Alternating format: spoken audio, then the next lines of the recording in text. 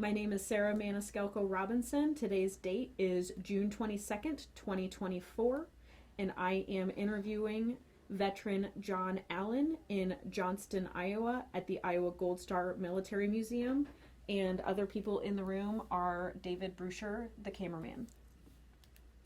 Let's start with some easy questions. Okay. Could you please tell me your full name and date of birth? John Kenneth Allen, September 22nd, 1947, And where were you born? right here in Des Moines. So when you were growing up, would you consider yourself a city kid, country kid? Very much a city kid. Okay. What was Des Moines like back then? A lot different than it is now. We had city buses to get us around, and they were not like the buses we have now. They were overhead wires. So they were electric. That's pretty cool. And typical growing up, riding bicycles, doing whatever we wanted to, staying safe, being safe, feeling safe. I spent a lot of time outside, especially in the summertime. Basically, we spent all summer outside unless it was raining. Then we were inside somebody's house, playing board games. Just middle America in the 1950s and 60s. Just Very, very laid back, fun, easygoing, stayed out of trouble. Where did you go to high school? I went to Des Moines Tech High School. It's on the west side. What did you learn about at Des Moines Tech? Well, I wanted to be an architect. That's why I didn't go to East High, which I should have gone to, like my friends did. But I was not the best student, and some of the required courses to be in architecture, drafting, core area, I flunked out of. So my dream of being an architect was shot down pretty early on. Were you pretty good with your hands though? Is that why you liked doing that? You really enjoyed? I liked buildings. I was fascinated by buildings. So being able to maybe someday design a building was always kind of cool to me. What year did you graduate high school? 1965. Now, at that time in 1965, had you even heard of a thing called Vietnam? Oh yes. Okay. Do you remember hearing about it for the first time, or what was in your mind as a young man? I guess probably not until 63 or 64, when they started putting the news on every night, and there was always something about Vietnam on there that'd been shot that day or the day before or whatever. From that, before that, growing up, we always sat at the kitchen table for supper at night, and we all ate together. But when Vietnam started, they started showing the broadcast on the news at night. We got the TV trays out, and we sat every night and watched the war, basically, during supper. Do you remember what you thought at the time? I mean, you had to have still been pretty naive in your brain as a teenager. Oh, very naive. I wasn't quite sure what to think about the war. I didn't know anybody that had been there and come back. So all I knew about it was what was on TV. It wasn't discussed in school or anything. So, but I felt like I needed to be part of it. My father had been in World War II in New Guinea, and he worked on B-17 bombers, but he never talked about it. He was never involved in the fighting or anything. They were far back behind the lines, so he never had any bad experiences, but still, he never wanted to talk about it. So I really don't know much about his time in there until I started digging through pictures after he died, and I learned more about that after he was gone that I couldn't ask questions about. So tell me the story of your enlistment, like why, and then the process. What led you to want to join? Well, I graduated in '65 in June, and at that time it was starting to get more heated in Vietnam. And of course, then you had to have a draft card. You had to be registered for the draft. So I did that and carried the draft card with me. And as time went on, I went to work at Meredith Publishing basically right after high school. And what did you do there at Meredith? They called me a dispatcher. I was basically a leg man. I ran around delivering mail and inter-office paraphernalia to editors and artists, and Okay, so like it was just in the mailroom is what they would refer to glorified it now. mailroom. Yeah. Yeah, but I had more exposure to the editors and the artists. So it was and also at that time they had a van that periodically during the day would drive between Meredith Publishing downtown and Meredith Printing, which was out on Park Avenue. So he would come back and forth just before computers, so everything was hard copy.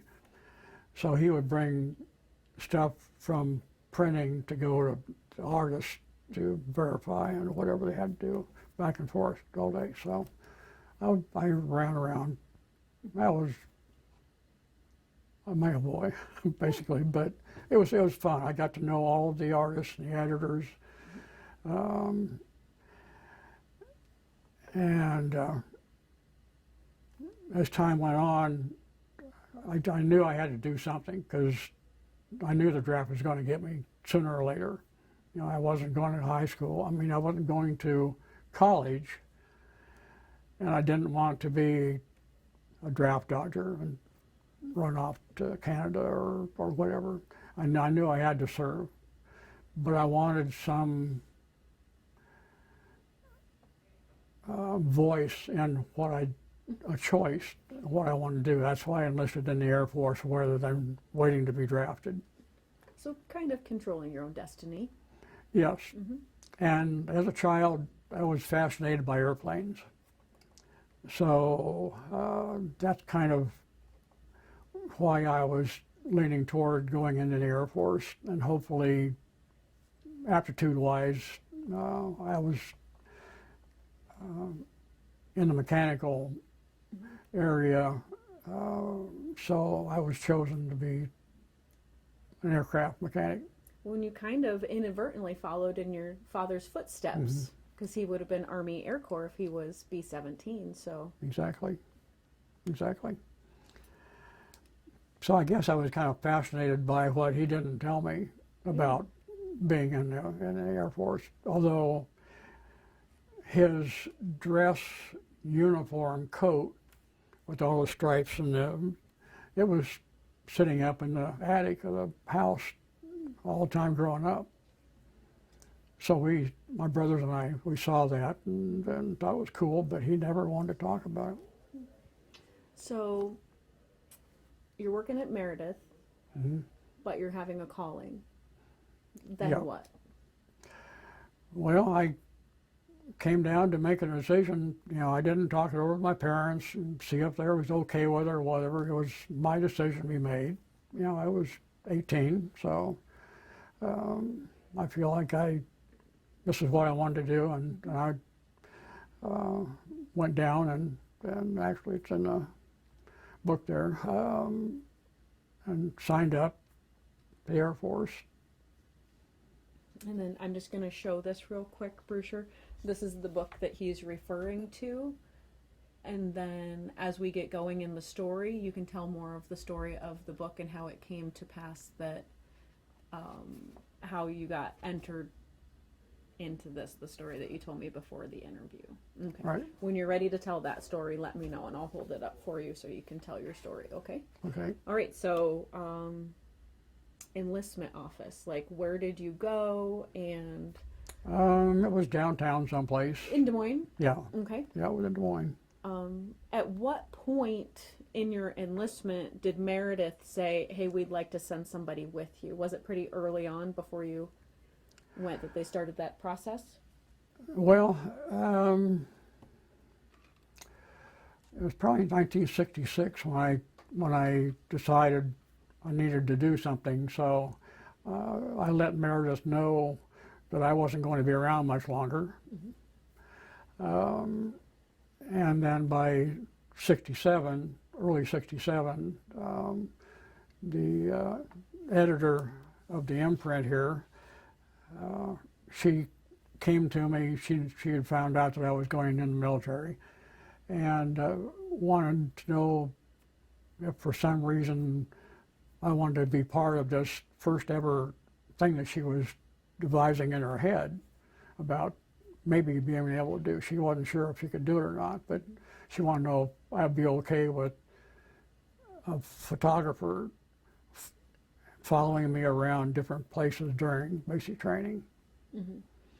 And during this time, was her intention just to help tell the story, or why do you think she wanted to have that photographer drop in on you? She told me, as I remember, it's been a long time ago, but she told me that she thought, because I was not the only person in Meredith that was be going in the military, so she thought that it'd be kind of a nice way to showcase Meredith employees in the military, and that was basically it. And then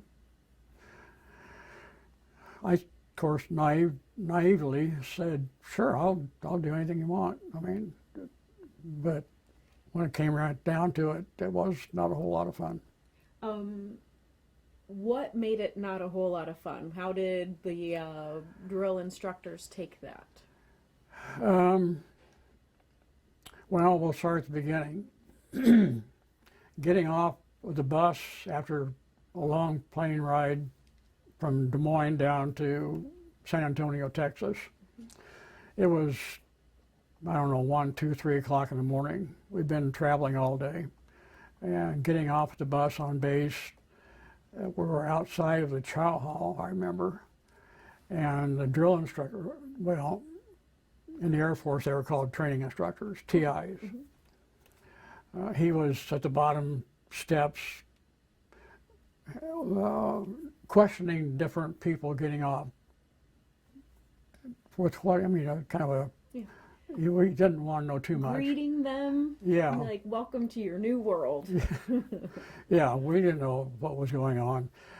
Half of us were half asleep, and we were in La La Land, basically. And I remember he stopped me getting off the bus. He asked me some question, I don't remember what it was, but I said, yeah. He lit into me right then.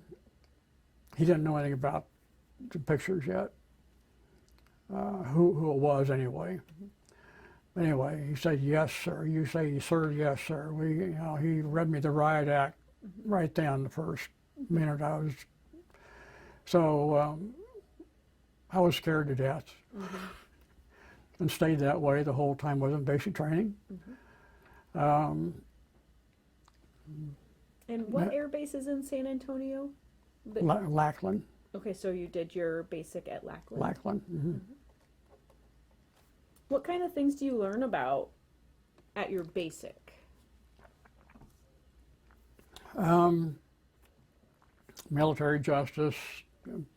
We learned the UCMJ. Of course, marching and physical training, and we did rifle range and obstacle course. A lot of book work, a lot of class time work. We learned everything that we needed to know, I guess. It wasn't like we were being trained into combat positions, like the, Go ahead. like the Army or Marines. At what point did you know what you wanted to do for your job, your AFSC? Oh, you know that. Oh. Most people say MOS. Okay. I try to, Yeah. I try to know a thing or two. Okay. Well, because I scored so high in the mechanical aptitude test, when it came time and during basic training where they sat down one-on-one with a, I don't know, like a recruitment type person or a career person, I was given a choice, but not really a choice. He told me that, if I remember right, he said, well, we can either put you in being a bomb loader on loading bombs or into mechanical field on airplanes. And he said, my driving record as a child, as a teenager, speeding record, speeding tickets and that sort of thing, disqualified me from being a bomb loader because that required a top secret clearance. And just a speeding ticket's enough to... Because of my driving record. They had it right there in front of me. They showed me my record of speed. So anyway, I was lucky. I really didn't want to be a bomb loader anyway. So I got to do what I wanted to do in the service. Mechanic would be your... Okay, so when you were done with your basic, you then went to your tech school. Right. And where was that? I try to remember it. It was Shepherd Air Force Base. I don't remember the name of the town. I think that's close enough. Shepherd Air Force Base. What kind of things did you learn about? Was it all different aircraft, or did you get a specific one? Well, it was specific. I was being trained in multiple engine cargo planes. So that's why we studied on the C-130. And most of the time was actually in classroom. We didn't really have that much hands-on training other than learning how to use tools the right way and that sort of thing. But it was mostly book learning and classroom. So did you take to it pretty well? Did you enjoy it once you finally started? Yeah, it was, me in classroom has always been hard. But I passed, and because I really wanted to learn. I mean, this is something I really wanted to do, and I was pretty good at it. Well, and a C-130 is pretty impressive once you actually get to see one in person. Yeah, it's kind of overwhelming. So, when you're at Shepherd Air Force Base, did they then, once you got a little bit further, you got to actually start working on them? Not during tech school. No? When did you actually get to start doing some hands-on and actually... Okay, after tech school, which was like about 16 weeks long, it was latter part of '67 when I graduated from tech school and went home on leave. And my first duty station was Travis Air Force Base in California. And the class that I was in during tech school, for some reason they kept us all together. We transferred, graduated from tech school. We all got shipped to Travis together, and we stayed there for, we were told we were supposed to be there for about 9 months to finish our training, our book training. At the same time we was starting to learn hands-on. but things got really heated, and they needed people in Vietnam and overseas. Um, so we didn't stay in Travis very long, not like we were told we were going to. It was only like 3 months, and we were shipped overseas. Um, the first duty station overseas was in Taiwan. Why Taiwan? What was going on there? Well, this is where it takes a little. Taiwan was one of the 3 main bases in Southeast Asia, or the Southeast Asia area, that had C-130 stationed, because Vietnam never had permanent station C-130s. We were always TDY back and forth. So in Taiwan, we worked on the C-130 E model, which is not the A model was, anyway, it's kind of confusing. Yeah. So we had gotten orders for Taiwan for 15 months. And during that time, we was learning the E model C-130, which was a newer model at that time. But then 7 months into our 15-month tour there, we got orders for 18 more months to Okinawa. So we went from one duty station to another, and we worked on the A model 130s in Okinawa, Naha. Well, I'd like to hear a little bit more about just being a young Iowa kid in these new places. Had you ever even left Iowa before that point? No, no. So what kind of culture shock was it to show up in Southeast Asia as, I mean, you're still a teenager at this point, right? Maybe 19, Yes. Maybe 20? Just 20. Do you remember what you were thinking about or what you experienced? Well, my first culture shock was being in the military with other people from other parts of the country that were definitely more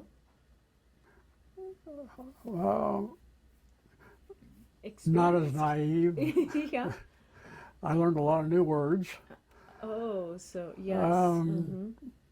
And I was with people from New York City, down south, all over California.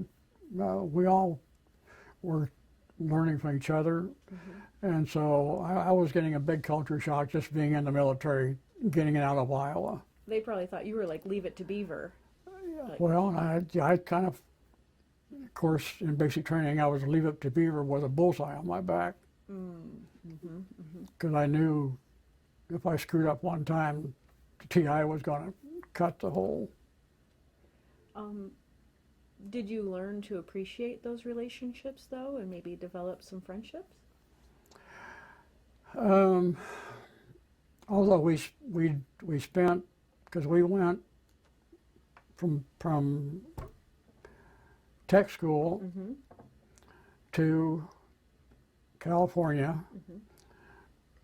from there to Taiwan, from there to Okinawa. All the same group the whole time? But we rather never, at least I didn't get any really close friendships out of it.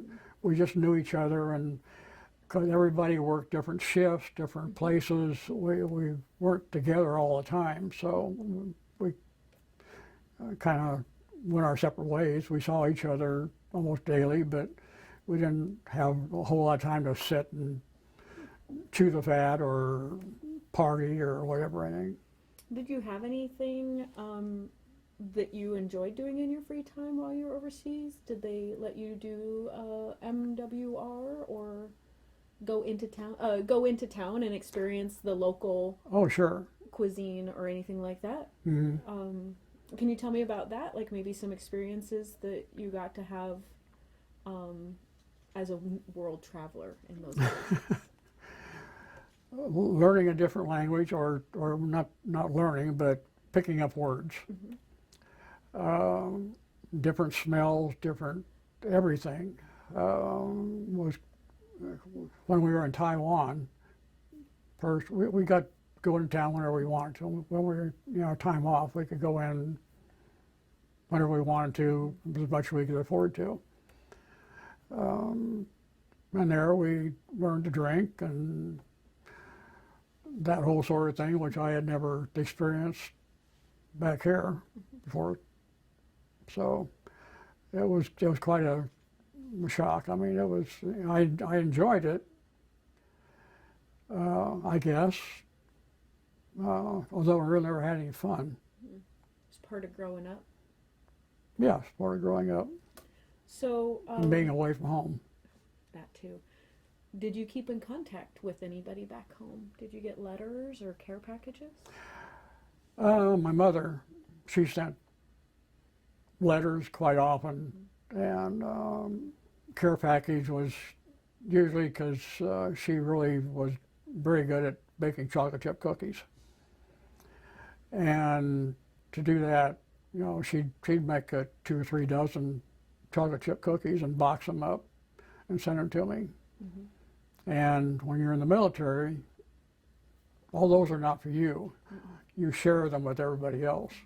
So if I maybe got 1 or 2 cookies out of 3 dozen, but that was part of, everybody shared with everybody. If then somebody else got a care package, they shared too. So. That is. So let's talk a little bit more about when you were done with your time in Japan, because now you're in Japan. How long were you there? The full 18 months that you got orders for? Yes. Okay. And back then, Okinawa was not actually part of Japan like it is now. Okay. The Okinawan people there wanted to be called Okinawan. They were not Japanese. So, I didn't know that either. But I think I had heard sometime, long time ago, that Okinawa originally was used as a prison for Japanese people. They'd ship the bad people off to Okinawa and just kind of, I'd like to learn more about that someday. But yeah, I don't even remember where I heard that from, but so when you were in Okinawa, is that where your orders came down to go to Vietnam? yes. Okay, could you tell me that story? Yeah, my first, I had been assigned an airplane, and I was still basically in training because we were doing correspondence type book work to get our next level of qualification to get another stripe. So you had to pass the 5-level test after taking multiple quizzes. You had to pass that 5-level before you could put another stripe on. And you were not really qualified at that time. They didn't look at you as being qualified to work by yourself on an airplane. Using more of like layman's terms, don't they call it like you're almost like an apprenticeship program that they do? They name it like journeyman, and Right. those are more common used terms. But Right. so you still had to have a mentor when you were at your 5-level. Is that correct? On your It was as a 3-level. Okay. We were 3 levels when we graduated from tech school. okay. Mm-hmm. And it took over a year before Okay. I was able to take the test for my 5-level. And then what rank did that make you once you passed your 5-level? Well, for the 5 level, I was a 3 stripe, which was called buck sergeant at that time, or airman first class. Oh, okay. And then, actually, before I found out if I'd passed the 5 level test, I was sent on TDY for the first time to Vietnam, to Cam Ranh Bay. Okay. What was that like? I know that you had overseas experience, but I've heard Cam Ranh Bay is a whole different animal. What was that like, or your first impression when you got into country? Well, going in country the first time, I didn't know what to expect.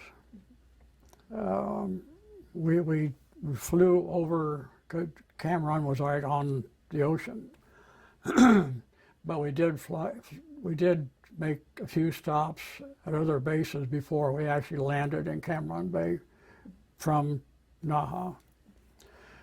So I got to see some of the terrain more inland and the bomb craters, like you're flying over the moon. I mean, it was scary. But we landed in Cam Ranh Bay, and the doors opened, and it's like a blast furnace hit you in the face. The heat and the humidity it was actually, I threw up. I've heard the smell is something you never forget. Yes, many smells. I couldn't even tell you what the smells were. They were just strange.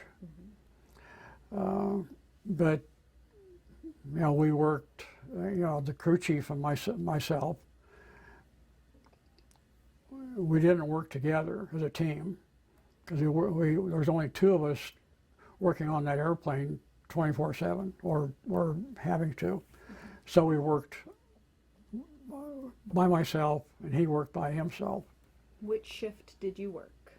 Anything that had to be. I mean, we worked day and night if we had to. I mean, there was no set shifts. We worked until the work got done. What kind of things would you do for your job? Everything. Numerous inspections. We always were pulling inspections, pre-flight, post-flight inspections, changing tires, anything. I mean, whatever needed to be done. Of course, we had specialists that we could call in for, like engine specialist or prop specialist or electrician or radar or whoever.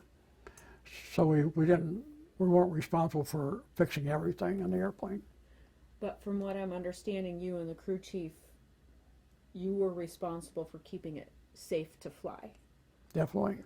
Making sure that every test that could be done, and if the test fails, then you call in somebody else, right? If need Right. be, if it's a specialist like an electrician. Okay. The one thing that they stressed more than anything else in the Air Force was 0 defects. Making a mistake is not an option. That's a life or death situation. Exactly. So everything, you had to be almost a perfectionist to do that work. Some guys didn't make it. They couldn't be trusted to work on their own. Or perhaps to even work through the exhaustion. I imagine once you get tired, you still have to be able to push through and make sure the inspections are done. Right. Did you ever have a situation, or maybe just an anecdotal story of something that sticks out in your mind as something that you're proud of that you found in an inspection, or something that, just a story that you like to tell about during your time at Cam Ranh Bay that first time? Not so much at Cam Ranh. No? Because a lot of times we were not only responsible for the plane on the ground, but we also, at the time, depended on the flight for the day, where they were going, that they required a mechanic to go along with them just in case something happened to fix, because wherever we would go into, there was nobody to fix something that needed to be fixed. So we did a lot of flying with the planes and being shot at. What kind of missions were these that you guys were going on? Resupply missions. We would carry anything that we could carry in the airplane. You know, anything basically.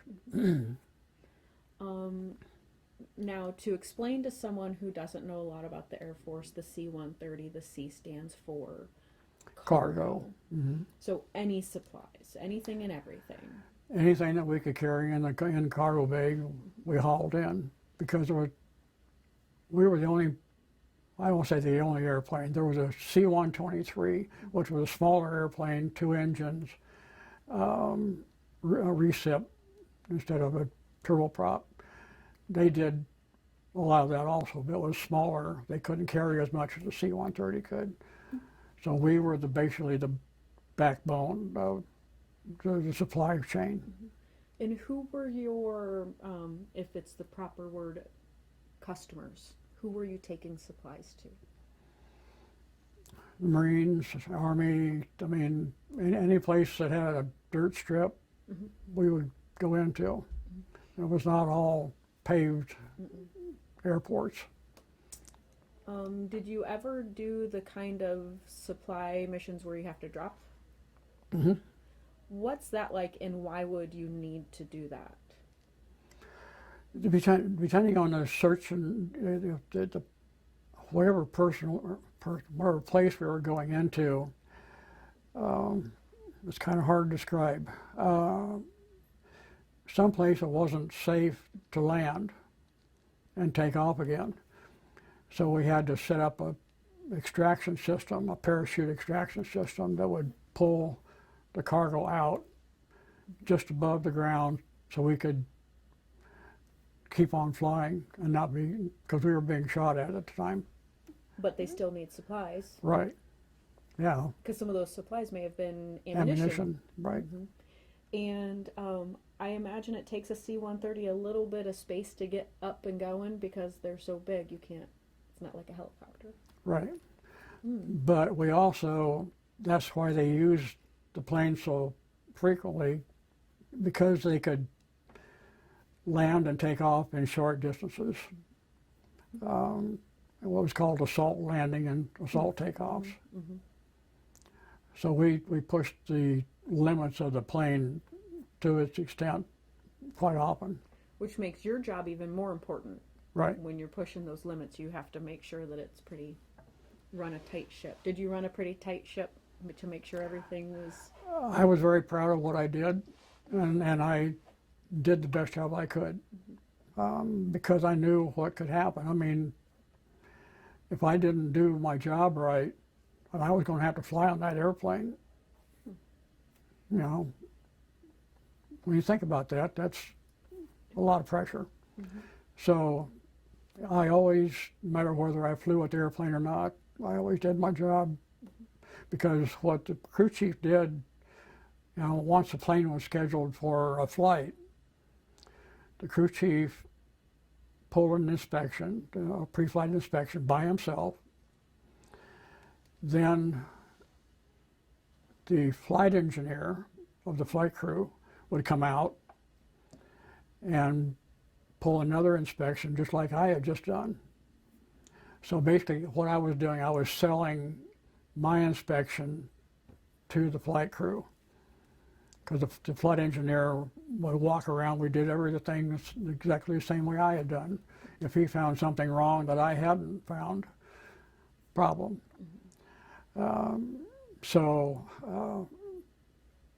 The flight engineer, along with the loadmaster, they were the only enlisted men on the flight crew.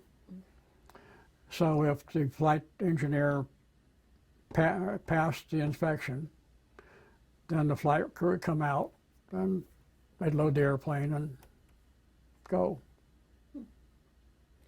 So how long were you TDY to Cameron Bay?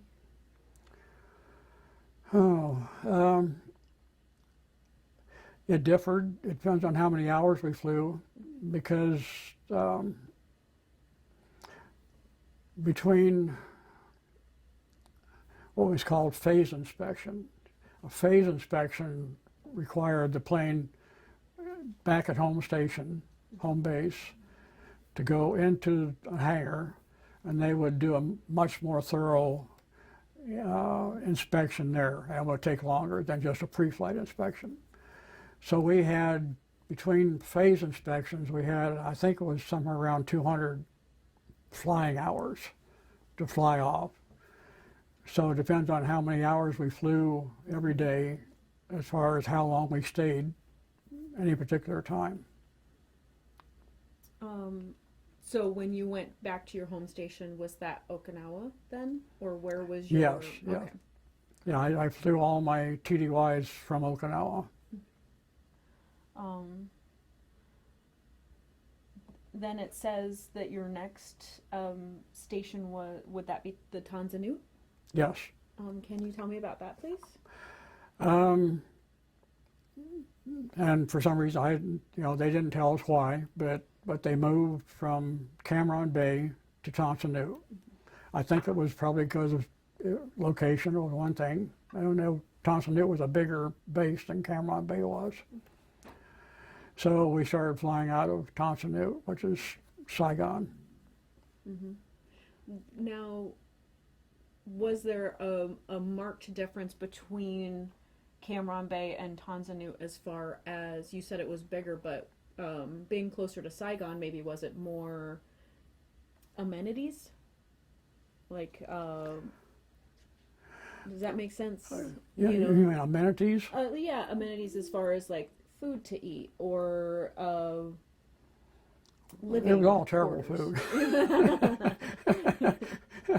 Well, what was the differences? Or Well, when we were at Cameron, we were never allowed off base. It was just too dangerous. They didn't have the security for us to go off base, so we were just stuck on base at Cameron. Tanzanite, we were allowed to go off base into Saigon, but we could not go alone. We had to go in at least two to a group, because they wouldn't allow us off base singly. When I was at Tanzanite, I only went into Saigon one time. And I really felt like I was a target, because we had to wear a uniform. We couldn't go off base in civilian clothes, so we were in uniform. And that many people, you didn't know who was the good people and who were the bad. I mean, everybody looked the same, so I was really glad to get back on base, because I felt scared or frightened. well, Saigon's a pretty big city too, so I imagine that was a bit of a culture shock. Yes, yeah. A lot of people, a lot of bicycles, a lot of motorcycles, everybody driving on sidewalks and everywhere they want. I mean, it was just like organized chaos or disorganized chaos. That would be hard to just settle yourself. Just too much movement. Yeah. So when you were at Tanzanite, did your job remain the same even though the location had changed? Yes. Okay. And what kinds of things would you do differently, if anything, at Tanzanite, or how was your experience different besides going into Saigon? There really wasn't a whole lot of time off, because it seemed like we were always working. I mean, working or sleeping or trying to sleep in the heat, because we didn't have air conditioning. So open air barracks. I remember the barracks at Tanzanite were two-story, open beams on the ceilings, the rats running on the beams. We had to have mosquito netting over our bunks to protect us from the mosquitoes and the flies and the rat droppings, and it was just a very unsanitary place. But you got used to it. I mean, you didn't have any choice. Let's talk a little bit more about just the living conditions. You said the food was not good already, but what kind of food did they have available to you? Was there a dining facility or a tent, or was it sea rations? No, luckily we didn't have sea rations. Okay. We had a regular chow hall. So just a regular chow hall food, whatever they had, you ate. You know, you could go to the Airmen's Club or the NCO Club or whatever, but of course that would cost you money. And it was not all that good of food to what it cost anyway. So it was just, I don't know, everything, just one day just kind of went into another. I mean, just one big experience. Not any. I've heard it's like the movie Groundhog's Day, where it's just the same day over and over again. Very seldom there was something different that really made you. There was one time when I was at Thompson Newt.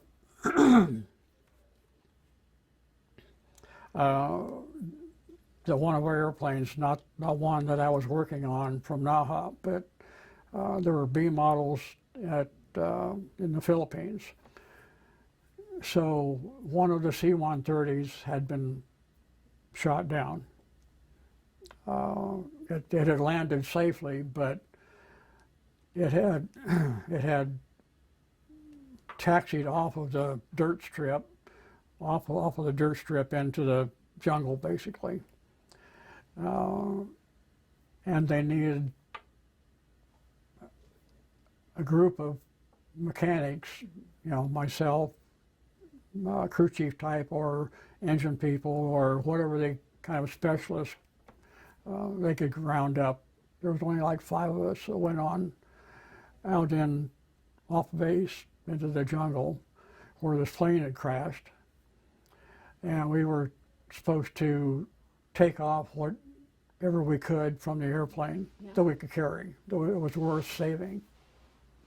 When we got landed, one of the wings had actually fallen off of the plane, so the plane was actually tilted to one side, and there was pools of blood, dried blood, everywhere. So and all the windows had been shot out of the cockpit. So we never knew what happened to the flight crew. But the pilot was able to successfully at least get it Off of the main dirt strip, so another plane could land. So we spent the whole day. When they sent us off, they gave us of course we had to take our toolboxes, which were like 40 pounds, and helmet, flak vest, M16, extra ammo, and a sea ration, because we were there all day. We didn't know from the time we left Thompson Newt what we were really dealing with until we landed there and saw the plane. So it was quite, they had told us that South Vietnamese Army had set up a perimeter around the plane to guard. But all we saw was them coming to our airplane trying to steal cigarettes and sea rations and whatever. So I think it was the second lieutenant was in charge of us. He was trying to fight them off all the time, basically. So I don't know how much guarding they were actually doing. Yeah. So the thought of possibly, come under attack and having to fight for our lives was part of it. Do you have any other stories about your time in Vietnam that kind of stand out in your mind that you'd like to share? Nothing like that. Okay. Mainly we just constantly work. You're always fixing an airplane or sleeping or trying to sleep. Um, so how long would you say your time in Vietnam was when you put it all together in years? Well,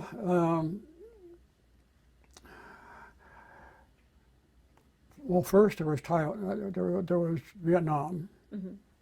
Okay, I think because I was at Naha at the time, I think the first 11 months, Mm-hmm. we were flying either from Cam Ranh Bay or Tan Son Nhut. And then another part of our C-130 requirement at Naha was an outfit. It was a detachment called Blind Bat. Oh, yes. We flew out of Ubon, Thailand. Okay. Mm-hmm. And one of the blind bats had been shot down over Laos, and they were all lost, and they needed a replacement for that one airplane. So they told the commanders we're trying to pick an airplane to replace that. And since the plane I had been working on had an excellent record of maintenance, they chose my airplane that I'd been working on to be a replacement for Blind Bat. Okay. What was your airplane named? Did it have a name like some of them? We just had numbers. Okay. But the tail number was it was 56-483. So it was built in 1956. So what was Blind Bat? Blind Bat was a flare mission. It was much more than that. I mean, and the book here that I have was written by a pilot, both with Vietnam experience and Blind Bat experience, and he wrote the book as a one person his experiences with both. So I learned a whole lot about Blind Bat by reading the book that I never knew before, because he dealt with flying the missions that we didn't fly. We knew they were in danger. I mean, they were being shot at every night, but we didn't know to what extent. They were also a forward air controller. They had special radios and electronic gear that we didn't know anything about, and they would fly with fighter planes and other bomber planes. They would fly over the Ho Chi Minh Trail every night. We had 6 planes. If they would fly, 3 would fly right about dusk, and the other 3 would fly when the first 3 came back home. I'm sure at this point now, all these years after the fact, are you able to tell me what it was? What was their mission? What were they looking for? Why were they even out there? Well, since we flew over the Ho Chi Minh Trail, they were trying to stop the supply chain coming down from North Vietnam through Laos into South Vietnam. And our mission was because we flew at night, and the planes were painted black, we were still unarmed. All we carried were flares. And what is that? They were cylindrical, about that big around, about this high. They were white phosphorus flares, and they had a parachute attached to them. So when they were pushed out of the plane, the parachute would open up and it would illuminate the area that they needed to see before they started bombing. So their mission was to just light anything up so that it would be exposed Right. for the next crew to come in. For the fighter planes and the bomber planes to hit. I had no idea And they were that big. we were also a target because we flew slow. You know, they were shot at by anti-aircraft, rockets, missiles, whatever they had. Because I'm sure it's not very quiet either, C-130s. No. You can be painted black, but you can't. Yeah, and Cover up the that noise. illumination in the cargo compartment were all red lights. They weren't white. Okay. So what other stories do you have that you want to tell me about your time in service before we transition to going back to the real world?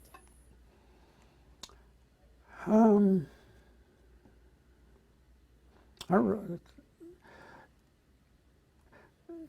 well, one part, during my tour in Okinawa, because I was there for 18 months, by that time I had built up 3 weeks to a month of leave. And either I took the leave or I was going to lose it. So somewhere in the middle of 1969, I came back home on leave. I couldn't afford to go to an R&R facility, or a lot of guys would go down to Australia or whatever. But anyway, I decided to come back home for 3 weeks. And coming back home I felt out of place, like I didn't belong anymore.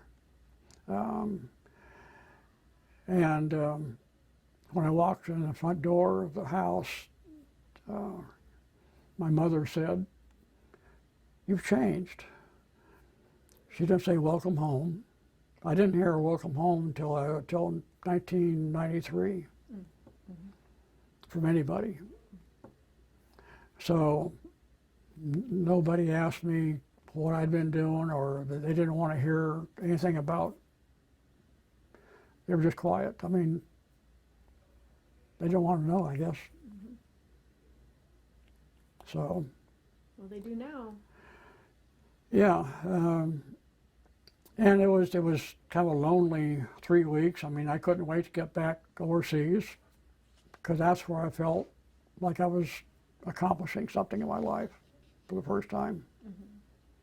Well, and to have that sense of purpose can be very addictive, and you feel good about that God and country sense of purpose. Right.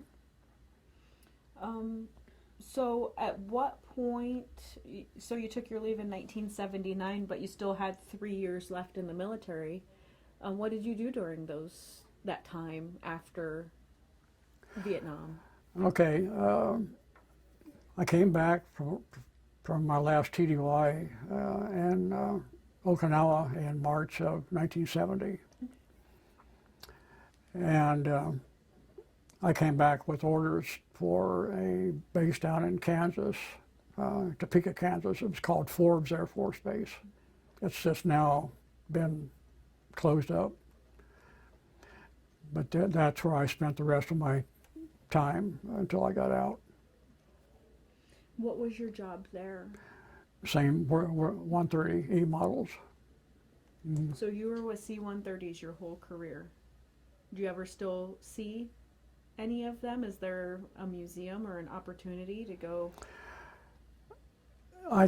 Yeah, there's museums that, I think there's one in Ohio, Wright Pat Air Force Base, I think. has one, but every once in a while you'll see one flying around here, training type missions. But yeah, and there was one time when the Air National Guard was still here flying A7s, I think it was. They put on an air show, an open house. This was back in the, it had been 70, late 70s, maybe. And one of the planes that they brought in for the air show and open house was a 130. So I took my kids there. And they got to see what Dad did.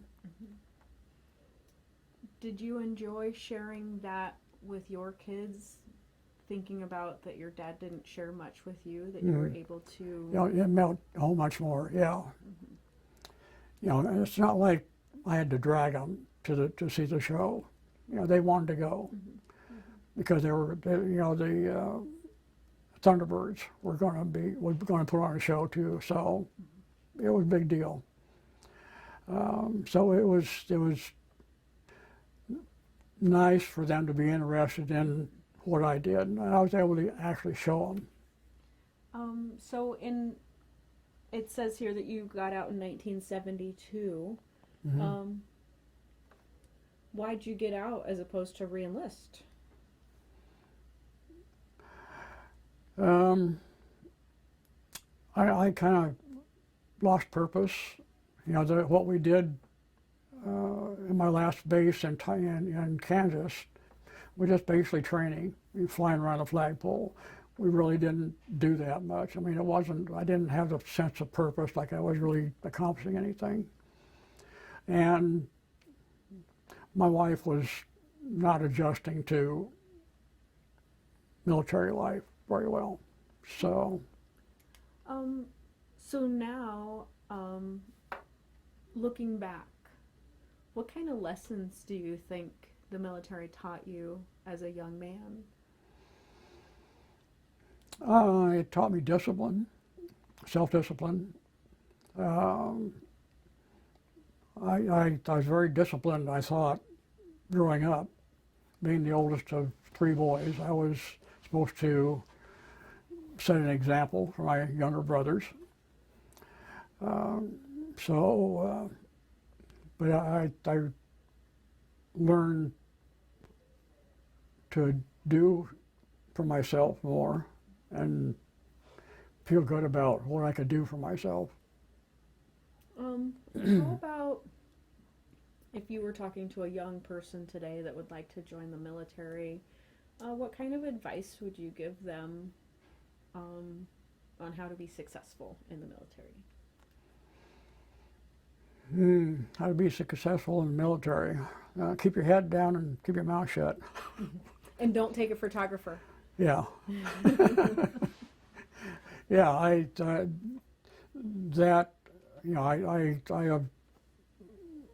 waffled back and forth whether that was a wise decision for me to do that, but at the time, I didn't know any better. I was just trying to make the company happy, I guess. Something they wanted to do. But I learned that I was a target very early on, and the other guys kind of didn't get that close to me. Let's take a look at this real quick, Okay. because I wanted to do some more close-ups, like you were saying, and then we'll go ahead and look at your pictures. Brewster, is that a good angle for you? Okay. So these photos are of you Yes.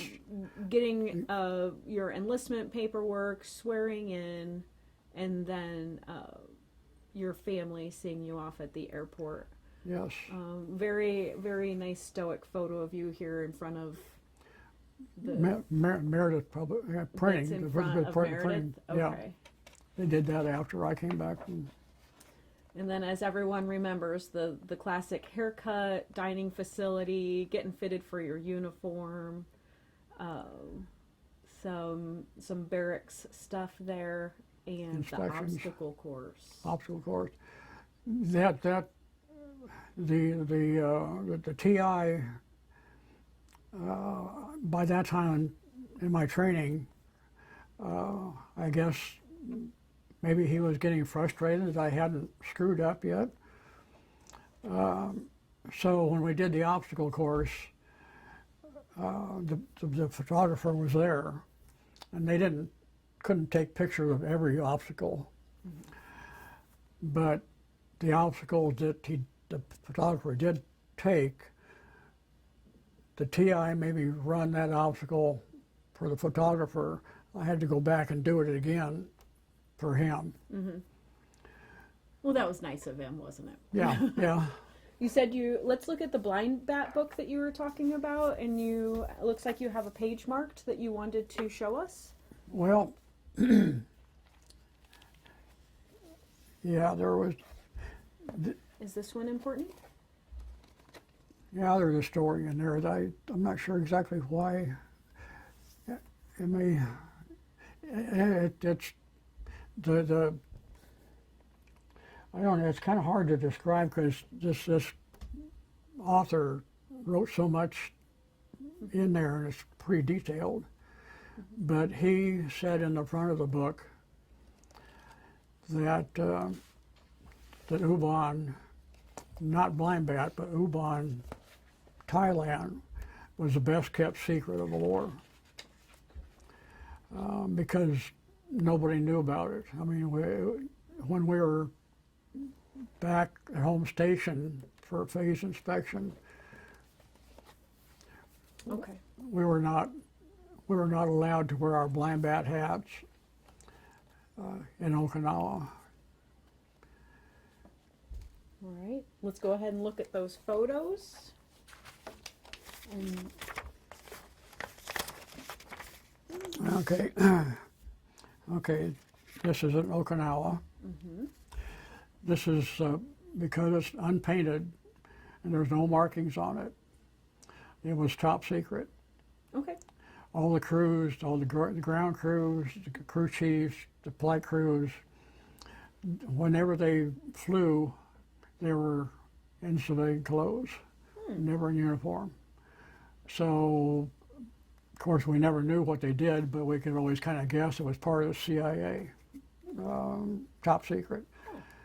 But we were told that if we would happen to see any of the crew members of these planes at any other base or wherever we flew, that we were not supposed to acknowledge who they were. Okay. So this is another, these are all taken, So, yeah. okay. Now these are in Saigon, I mean Tonsanute. Am I holding these okay for you? Okay. Some of the older planes, Oh, that is, yeah. they're actually Korean airplanes. And these were, if I remember right, C-119s. They were called flying boxcars. They were also gunships. Okay. And these were all taken. Okay. And here's some of downtown Saigon. Mm-hmm. And you took these photos? Yes. Oh, these are really nice for those older cameras. That one and this one here is part of Saigon Harbor. Okay. And you took these on the day that you went into Saigon to explore? Mm-hmm. And you just random shots of what Saigon looked like back then. Mm-hmm.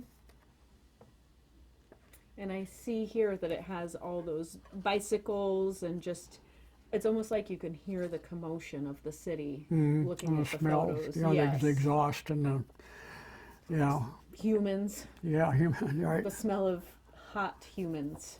Yeah. Okay, now these two here, I had, I shot. I gotta explain. These just. Oh, what's, yeah, It, like a memorial? it was a memorial, but not to the Americans. This was the Vietnamese. It was a monument to the Vietnamese fighting the French and and trying to be. So A little bit eerie. yeah, and one of my guys that I went to Saigon with took a picture of me at the bottom of that. So this one is you here at the bottom. Yes. And I watched video of the fall of Saigon, and that actually was torn down by the North Vietnamese when they invaded Saigon. So it's no longer. It's no longer there, even if you went today. No, it was. They ripped it down. We're getting into some, I think, were government buildings. But even just the clothing is so different than anything that we experienced here. Mm-hmm. Yes.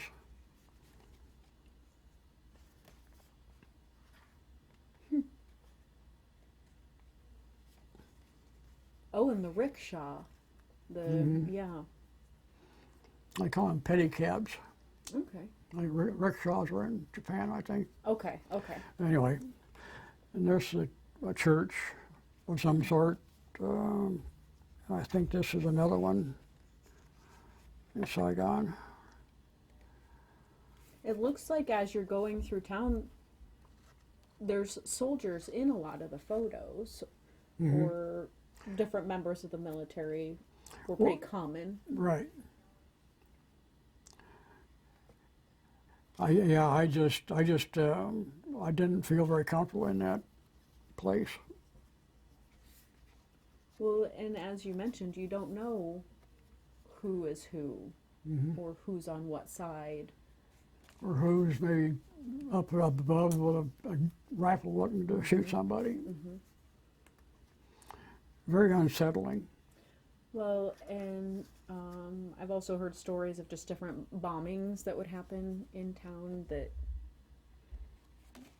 you just want to feel safe. Exactly. And, used to being on base, a feeling of somewhat security. And then being off base in a place where you weren't that secure.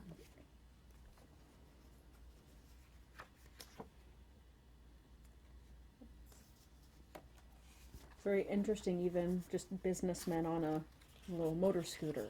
Is how they would. Sometimes you would actually see the whole family on a motor scooter. Oh, yeah? Yeah. That's the only form of transportation they had. Have you ever been back or had a desire to? I've heard some people, just want to see what it looks like now. I have heard about some guys making a trip back because they can't. They left while the fighting was still going on. For some reason, they can't put that to rest until they actually go back and experience to where they were, and it's not fighting anymore. Yeah, the brain is A mental. tricky place, isn't it? Okay, now I've got some pictures of the base at Ubon Okay. in Thailand. I bet that. What is this down here? It's called PSP, perforated steel plating. I bet that was hot. Yes, and it gets very slick when there's oil and fuel and rain, and they're interlocking sections of this PSP, so it's not like permanent like concrete. But that's what we had to deal with in Thailand.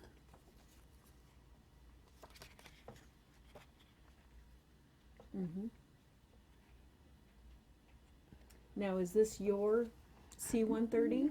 No, it's I'm taking a picture from my plane to the one next door.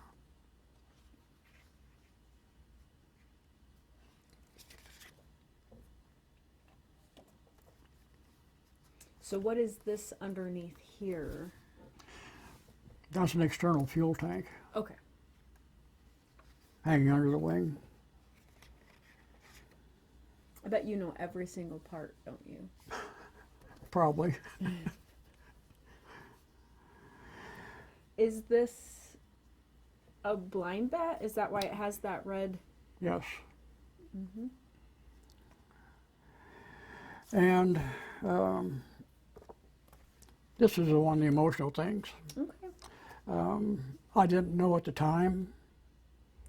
I took the pictures, but it actually had been shot down that night.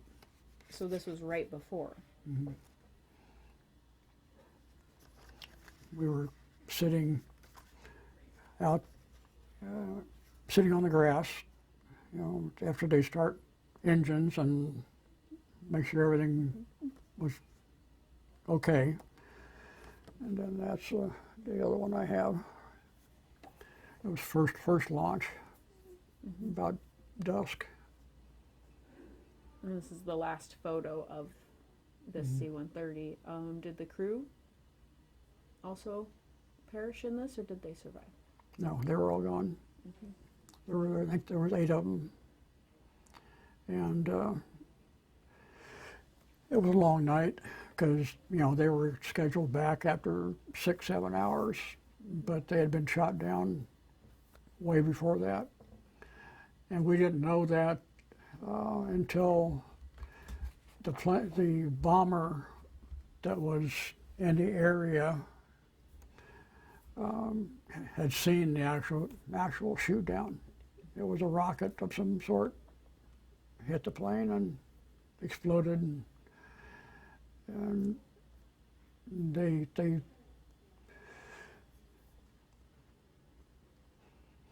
didn't know exactly what happened until the next day in the morning. They sent off a reconnaissance, and they took a picture of just a large hole burnt in the jungle. You know, nothing was. It was so hot, all those flares going off. It was just melted everything. I bet.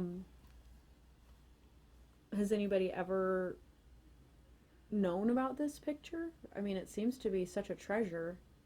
No, I've never shown it to anybody. What an amazing moment in time that you get to share. Yeah, and I didn't know it. Do you remember the date or the day or any other information about this? That was November. I don't remember the day. November '69, and then that was the last blind bat to be shot down. They disbanded blind bat in June of 1970. Well, 3 months after I had left, they disbanded the whole organization. I don't know why, but probably got tired of being shot down. I think probably because as far as they went on, the enemy's artillery got better, and they weren't able to, you know, get away from it.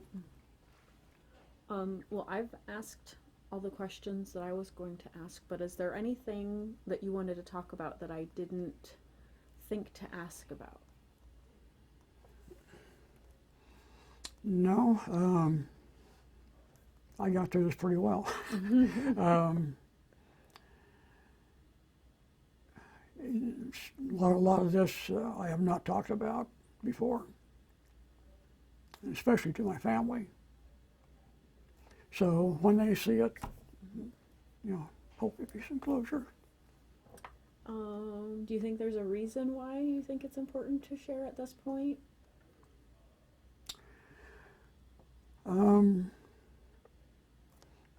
Because we need to perpetuate the history. And once I'm gone, it's gone forever. So this was important for me to come in and for you to give me the opportunity. Thank you.